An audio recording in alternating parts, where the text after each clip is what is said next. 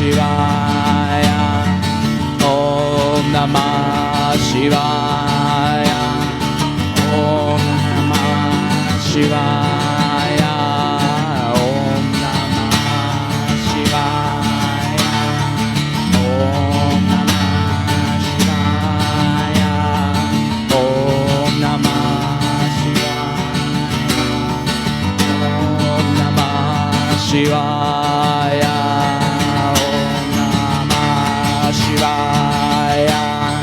Om Namah Shivaya. Om Namah Shivaya. Om Namah Shivaya. Om Namah Shivaya. Om Namah Shivaya. Om Namah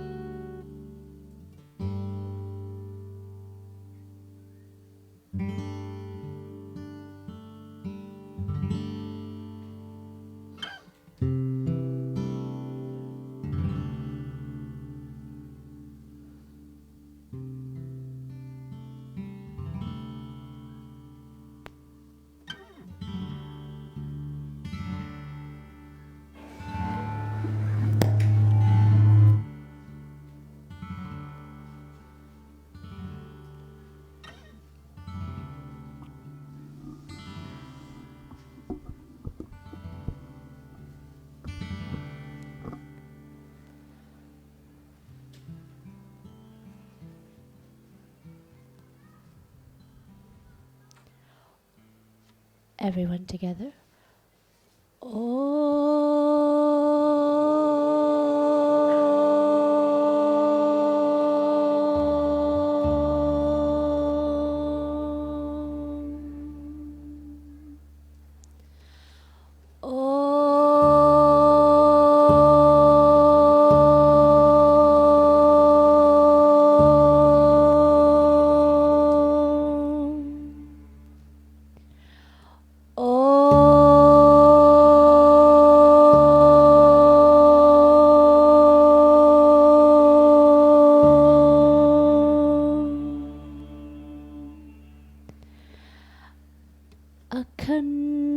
Mangalaakaram Vyaptam Yena Characharam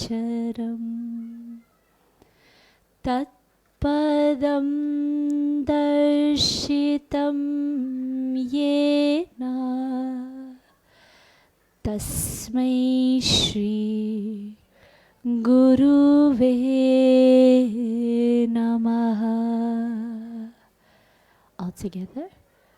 Tasmai Shri Guruve Namaha. Tasmai Shri Guruve Namaha.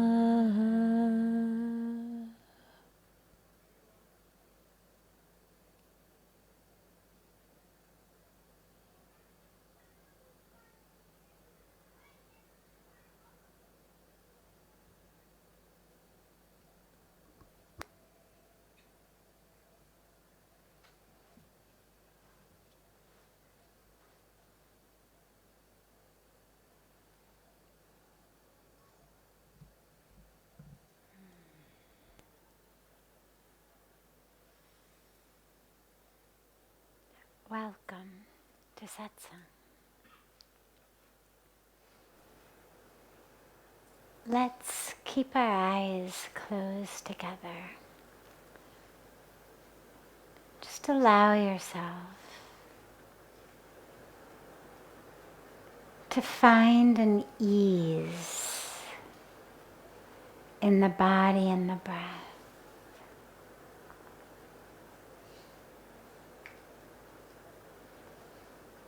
Nothing to strain,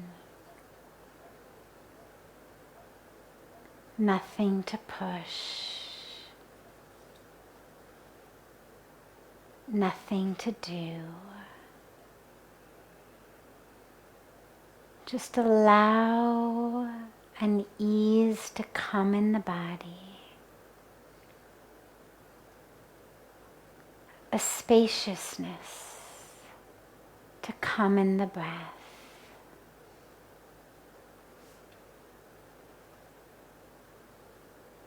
As the awareness merges gently and easily into the breath.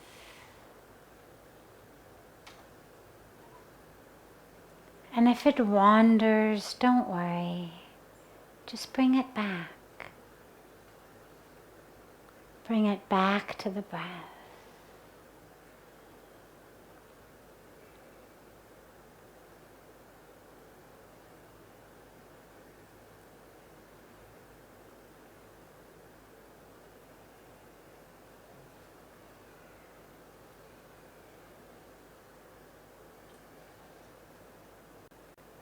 You'll notice sensations will arise.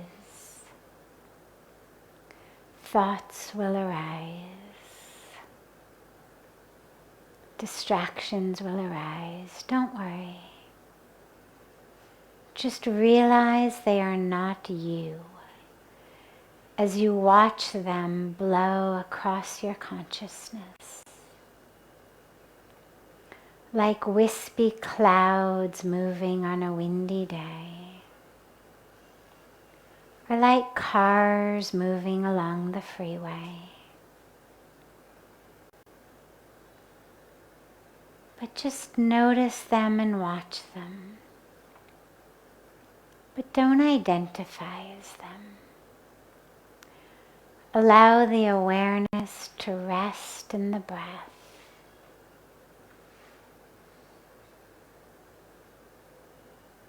Stay focused on the place between the thoughts. The blue sky between the clouds.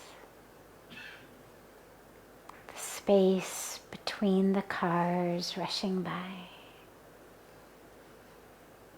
Just keep drawing the awareness back to that.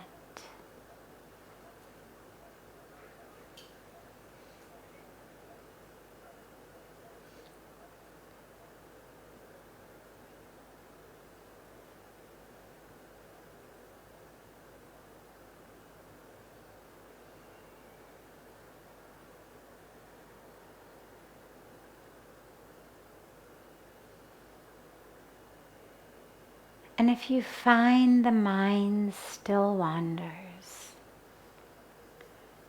you can give it a gentle mantra of so hum. You can chant gently to yourself, so on the inhalation, and hum on the exhalation. It means I am that. So hum. I am that. I am one with existence.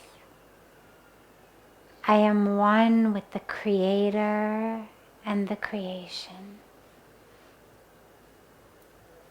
There is no separation. I am that. So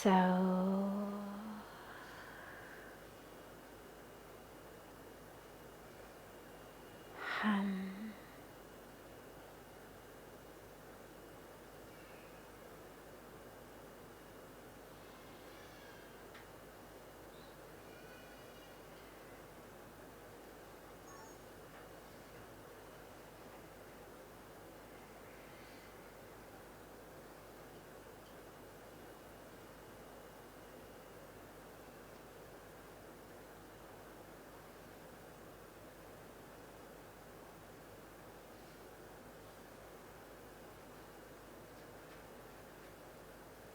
Keep drawing the awareness back to the breath.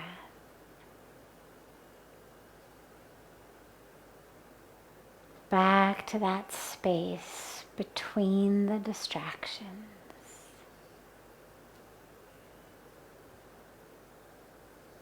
Back to the ever-expanding space of awareness.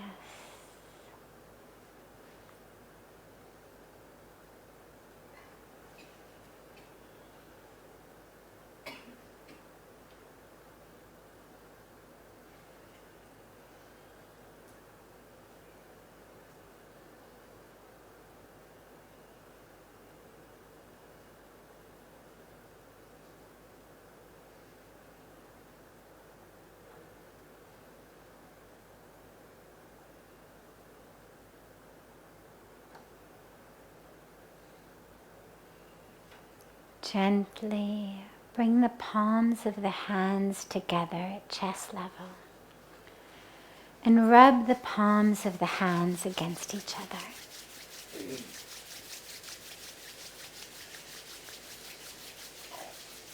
Press your palms into your closed eyes.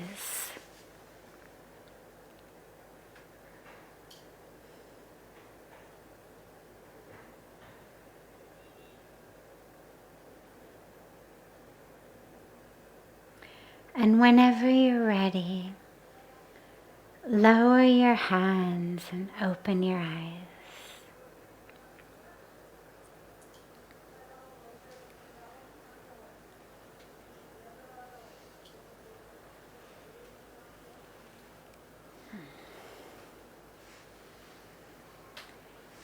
Welcome.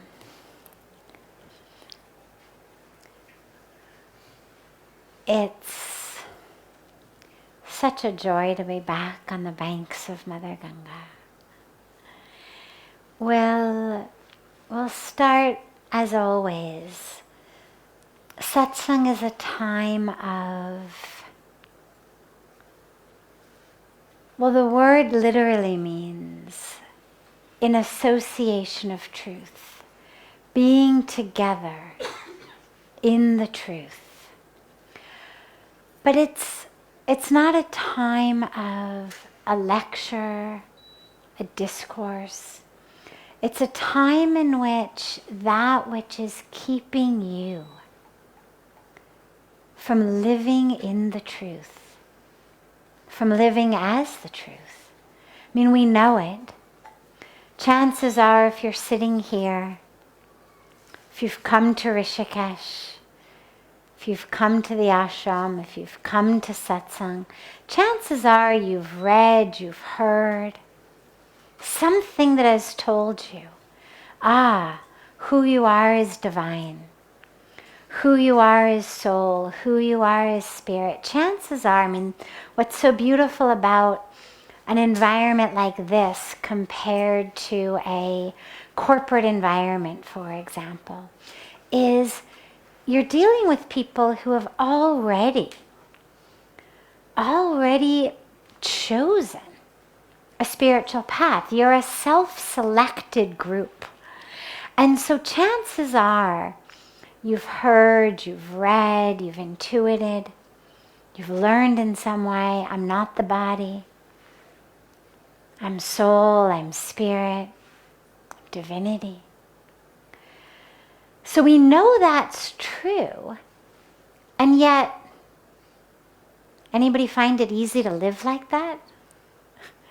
Anybody find it challenge-free to move through the world as soul? Anybody find you can remember that 24 hours a day? In all your interactions in the office, in the family, with the neighbors. So we forget. And we slip into false association, false identification. And when that happens, it brings up suffering. Either immediately, because in that ignorance I suffer. I experience suffering due to my ignorance, due to the false identification, due to the anger that arises, or the ego that arises, or the separation that arises, or the competition or jealousies that arise, or the grudges that arise. I experience suffering from that. Or sometimes we're not yet quite so finely attuned, and so we don't yet experience suffering directly from that. But based on the anger, or based on the greed, or based on the lust, or based on the ignorance, I act. And I then get what we call colloquially bad karma. Because when you act out of anger, or out of greed, or out of lust, inevitably we do things that are not very skillful, that are not seeds of peace and oneness and joy. They end up being seeds of suffering. And so then when we get this bad karma, then we suffer. So that ignorance causes suffering, either immediately when we're finally attuned, or a little bit later when the repercussions hit us, if we're not so finely attuned to experience it right away. But inevitably, that ignorance leads to suffering. And so satsang is that time of coming back together in truth. But as I began with, it's not a time where I choose a topic and I come in with a lecture. Sometimes there's holidays, there's a special occasion that inevitably will lend itself to a particular topic. But really, this is a time for you to look within and ask yourself, what is it that's keeping me from living in that light? I've heard it, I've read it, I've learned it, I know it. I know I'm not the body.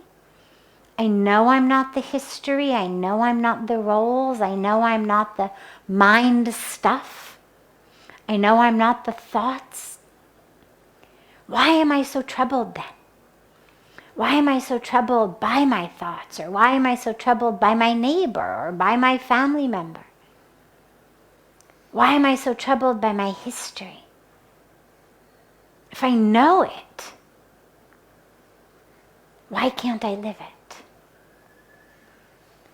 And so this is really the place for us to come into all of the beautiful variety of ways that ignorance manifests itself. As many people as there are sitting here, as many days of our lives that we have, is yet another variety of ways that ignorance surfaces. If you're attuned to the self, you'll notice hour by hour, It's not even just day by day, but if we're subtly aware, hour by hour, that ignorance appears in so many different ways. And this is the place where we come together through your questions. It's not you ask, I answer. It's you ask, and then that question creates a space into which all of us together dive deeply into truth. So that's what satsang is, and we typically begin with a question that comes in advance. People send them in by email in advance. People send them in on social media. People who couldn't stay, give them to our Seva team. And then we open it up for any questions that anyone here has. So, keeping with our tradition, I will begin with one that's come in advance, and then we'll open it up to whatever's here.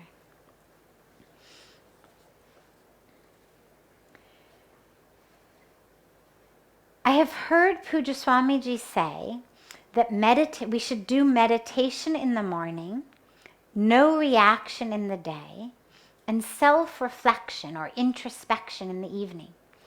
But when I meditate in the mornings, I feel so sleepy afterwards that I just want to go back to bed.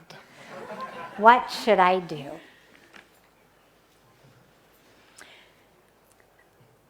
So there's a lot of factors at play here. Even though we are not a body, we have a body. And that's important to realize. It sounds very obvious. Naturally, we have a body. But as we embark on a spiritual path, what ends up happening a lot of times is as our awareness and our focus shifts from I'm not my body, it very quickly shifts into this subjugation of the body, this ignoring of the body. And there's a lot of spiritual practice that we do to remind us we're not the body. So for example, Puja Swamiji had to stand on one leg 11 hours a day doing meditation. Now obviously there was a depth to it beyond just I'm not the body.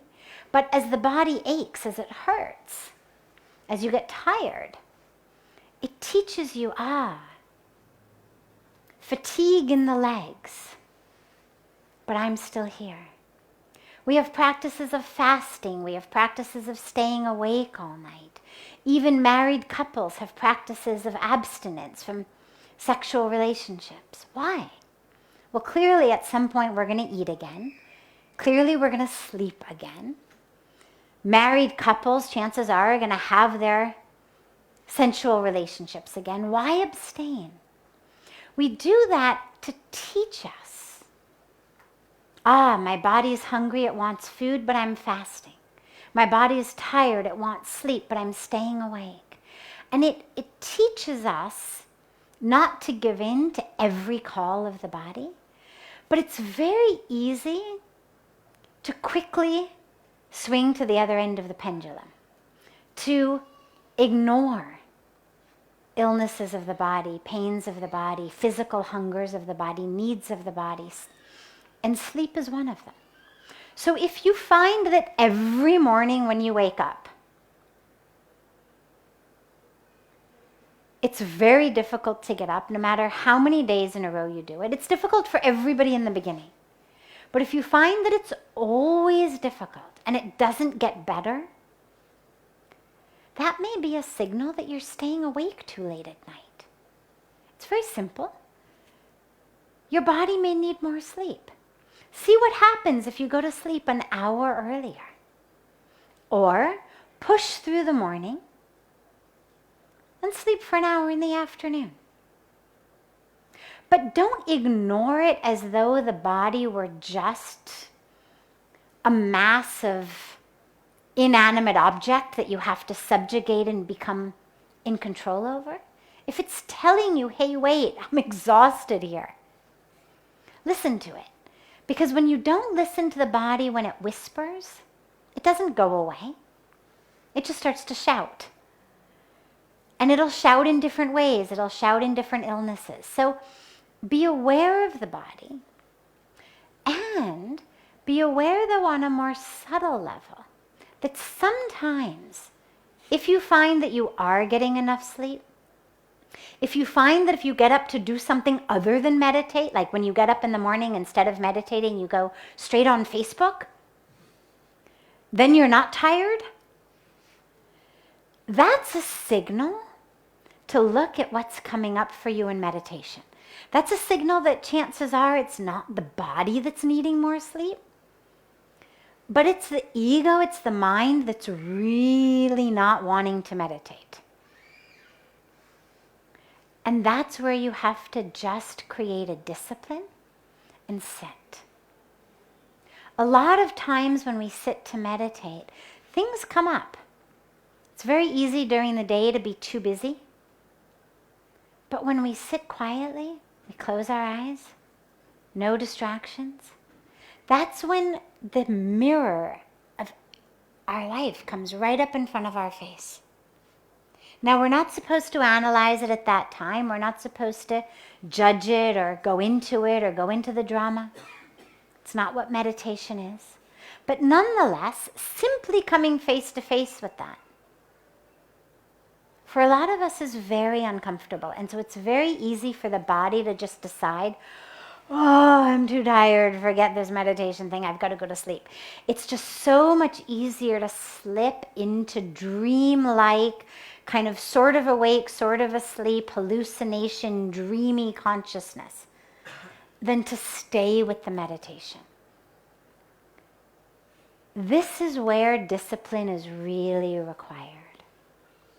Sincerely required. Just stay with it. And tell yourself sincerely, not going back to sleep. If you can be wide awake from looking at Facebook, if you can be wide awake reading sports scores, if you can be wide awake on your email in the morning, not an issue with the body. We're going to meditate. You know, a lot of times we act without thinking, what we call thoughtless action. And we know the severe repercussions of that. Acting without thinking. We say things we shouldn't say. We do things we shouldn't do. But on the flip side of that, we also have what we call actionless thought. And that's actually just as dangerous. Meaning, I have a thought that says I really should get up and meditate every day. I have a thought that says I'm going to get up early in the morning and I'm going to have a spiritual practice. I'm going to set my alarm and I'm going to get up. And just as dangerous as thoughtless action is, so is actionless thought.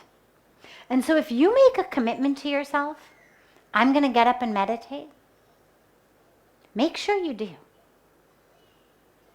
Or tell yourself, forget it, I'm not going to do it. That's also your prerogative. We all have free will.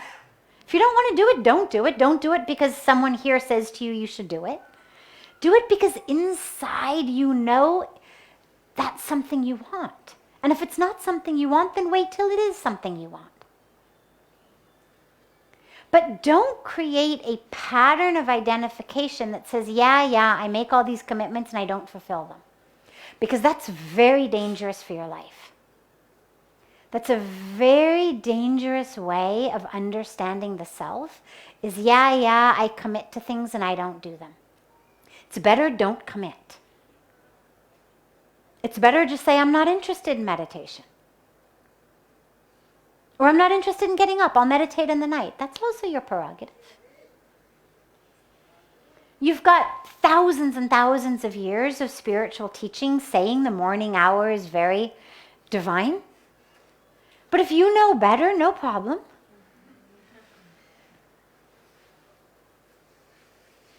We have free will. And so if you make a commitment to do something, do it. Because if you don't, it sets up a very damaging way of thinking about yourself. And it sets you up for your whole life, whatever it is that you want. Of saying, well, I'm just kind of that sort of person who makes a commitment I don't follow through.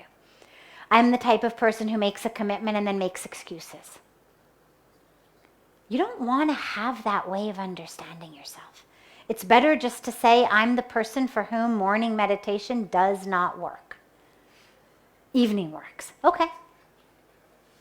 Really no problem. There absolutely are people for whom their circadian rhythm, their body clocks, are much better in the evening. No problem. It's actually better for you in the long run to sleep late every morning, commit to meditate in the evening and do it, than to commit to meditate in the morning and not do it. If after you meditate, you feel sleepy, take another cold shower. Take one first before you meditate, and if you're sleepy after you meditate, take another one. But don't allow yourself to get into this habit of getting back into bed unless you find that you're meditating in the middle of the night. Some people wake up in the middle of the night. It happens to me with jet lag. Find myself with jet lag, wide awake, 2 o'clock in the morning. Have a nice meditation, go back to sleep. But in general, after your meditation, don't go back into that state of dullness of the mind. Just take a cold shower, get up, have a cup of tea, take a walk, drink some water, whatever you need. And if you need to sleep a little bit in the afternoon, sleep a little bit in the afternoon. But allow that discipline to happen. It may take a little while, but stick with it. It's going to create what we call sanskaras, which are impressions in you. In the world of science, we call them neural networks, neural patterns that actually dictate the habits and the way that I live. So create them and live them. And before I take another of the questions that have come in advance, I'm happy to take any questions that are here. Yes? So, not here, wherever we go, whatever people on the other side always wants to accept. I mean, we say something, they understand something else. So, at times it gets so very difficult. I mean, it could be because of expectations. You're right. I mean, that could be right. But how to go ahead with such, how to... So communications. Yes. He said, it's very difficult in the world. We say something. We say one thing. People hear and understand something else. And how to deal with this. So a couple of points. First of all, as with any of those sorts of things, misunderstandings, miscommunications, personality problems, conflicts with people, a good general rule of thumb is, if it's only one person in my community who has that problem, chances are the problem is with that person or in our interaction. But if the problem is with lots of people, chances are the problem's in me. So if I say, God, there's this person in my office or this neighbor that I have or this person in the community, and whatever I say, they misunderstand, they take it the wrong way. And that's the only person in my life that I have that problem with. Okay, chances are it's an issue with that person. Or an issue in our energetic or linguistic communication. But if I find that pretty much wherever I go, I have communication problems with people, that's when it's really important to look within and say, what is it about my style of communicating that makes people not understand? And there's a lot of different aspects here. Number one, communication is not only verbal. Communication is also in our body language. And so we know, for example, even with animals, with dogs, people who have dogs as a pet, if you say to the dog, "You beautiful, wonderful, amazing animal," that dog's going to go, right? I mean, the dog thinks it's just been blasted and scolded and you're going to kick it. And if you say to it, you horrible, worthless, stupid animal, the dog is going to go, and it's going to come and like want to get petted because it understands I'm about to get some loving. Now, you could say, well, clearly the dog doesn't understand anything because I've just told it it's stupid and worthless. Why does it think it's going to get some love in here? Because my tone is the tone of love. And in the first case, even though my words were very nice, my tone was such that it conveys anger and fury and maybe even violence if I'm a violent person or my dog is used to violence. Now that's a very drastic example, but the same thing happens in our communications. Raise your hand if you're married or you've ever been married. Here, raise your hand. Okay, great, so most of you. So if your husband or wife seems a little bit off and you say to them, honey, what's wrong? And they say, oh, nothing. And they walk out and slam the door. Okay? How many of you are going to believe that nothing's wrong? Anybody? We know, obviously, something is wrong. Now, they've told us nothing. They've said nothing. But their demeanor, their actions have said something completely different. So we know, okay, there is a problem here.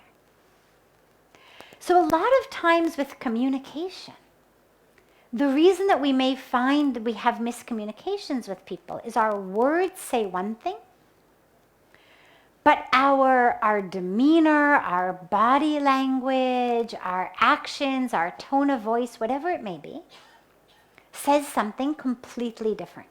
So that's where it's really important to be honest with ourselves. Is what I'm saying really honest? So if I'm the one who says nothing is wrong, I know that wasn't honest. I know something's wrong. Something's not wrong. I'm not going to walk out and slam the door. Clearly something is wrong. But I'm playing a little game here. Maybe the game is I want them to keep coming.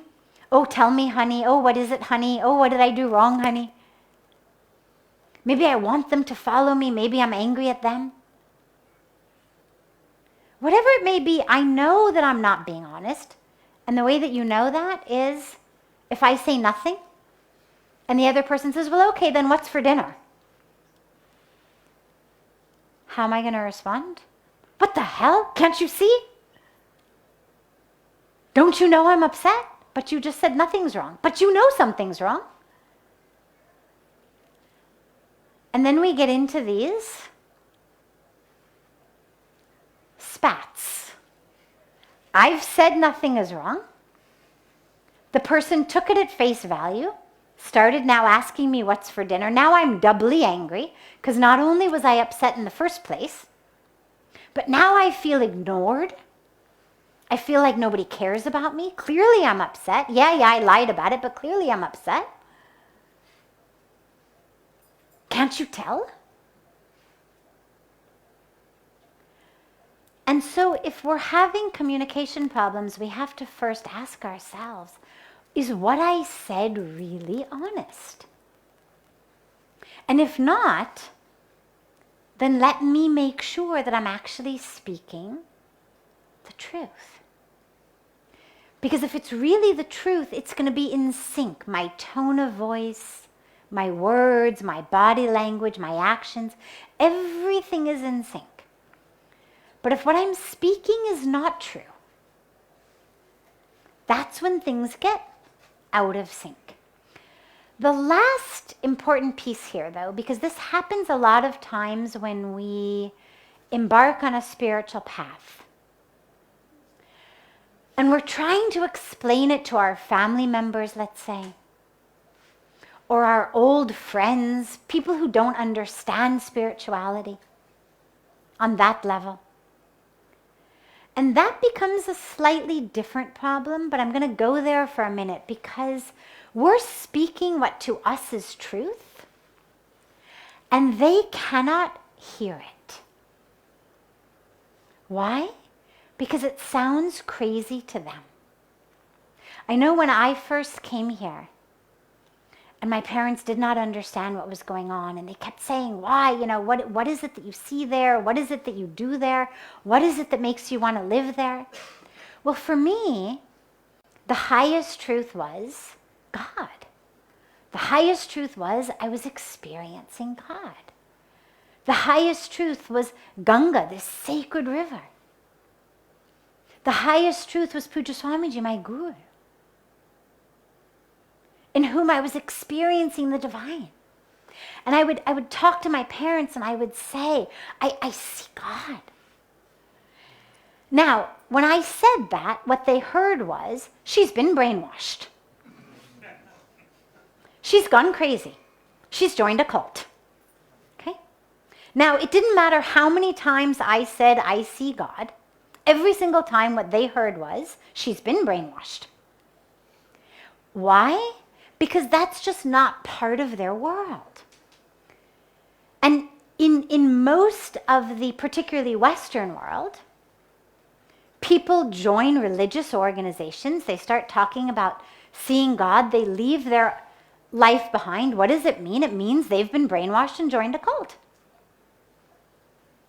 And so that's what they heard. And what I learned very early on was a wonderful, wonderful truth, which was I kept speaking my highest truth because to me, that was what I was called upon to do. So every time they talked to me about India and why I wanted to be here, I would talk about seeing God.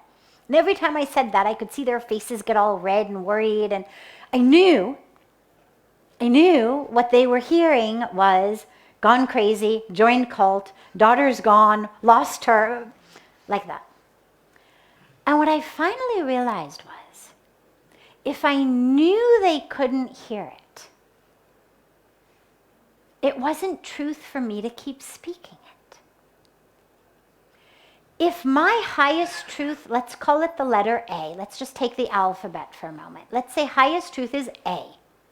But every single time I say A, you hear C. And I know that. I know that if I say A, you hear C. Well, then speaking A is no longer speaking truth because I know that what's going in your ears is C. But then, if I speak B, now B is closer to truth than C is, right? B is closer to A than C is. And if I speak B, maybe you can hear B. And for me, B was the seva. B was the children. B was the schools. B was the medical care programs. B was all of the humanitarian programs that we're running here. So I could talk to them about the children and the schools and the women and the healthcare, and they could hear that. And what I realized was that even though it wasn't my highest truth, because A was my highest truth, speaking B was actually more true than speaking A. Because when I spoke A, they heard C. And if I spoke B, they could hear B. And so it became necessary for me, instead of trying to speak A and to ram it into them, knowing it's not going to work, for me to speak something that they could actually hear and understand, which also is true. It just wasn't my highest truth. But it was a truth they were able to hear. And I mention that point as well because a lot of us, as we're on this path, will find people don't understand. Well, is there a way you can explain it to them that they can understand? And it may not necessarily be the fullness and the most complete highestness of your ecstatic experiences. But is there a piece of it you can speak that they hear, that they understand? If so, speak that. Because slowly, slowly, slowly through that, you can bring them to A. But A is not something that you can convince someone of. It's something they have to feel. And as long as what they're hearing is cult and brainwashing, nobody's in the mood to feel anything. But if they can hear children and schools and women and healthcare and trees, well, they relax. They open up. And then slowly, slowly, they start to be able to feel A. Okay? Good. Well, B is A anyway. I'm sorry? B is A anyway. Yes. Yeah. B is there anyway. Aham Brahmasmi. You are the totality. Yes. So actually, it wasn't their misunderstanding, and it wasn't your misunderstanding. It was just you didn't have a language where you could meet. Exactly. And that's what we're talking about. It's just the language, exactly. It's the semantic way of communicating. And so if through speaking B, it brings them into a state in which we can connect, that's what's important. Communication is a way of connection. It is a way of entering together into that totality. It's a way of just using language. If nothing needs to be done, food doesn't have to be put on the table, the car doesn't have to be filled with gas, children don't have to be bathed and sent off to school, then there's no need for communication. We can literally just live in a divine and blissful and even wordless state of that awareness of Aham Brahmasmi. We are the totality, we are the divine, nothing but that. The dilemma comes when we have to start using language. Because of course, it's shallow, especially the English language. Sanskrit language tends to have greater depth, but English language I find much more difficult in many ways. But that becomes a beautiful challenge of how can I use that language to connect. And that becomes also part of the sadhana. Silence is a part of the sadhana, and language is a part of the sadhana. Yeah. Wonderful. Have a beautiful, beautiful rest of your evening tonight. And we will gather again tomorrow. And if you have a question that you feel shy to ask in public, or you're not going to be here tomorrow, you can feel free to get it to our beautiful Seva team, and they will get it to me in advance. And if you will be here tomorrow, feel free to just bring it in and raise your hand, and we'll take it tomorrow.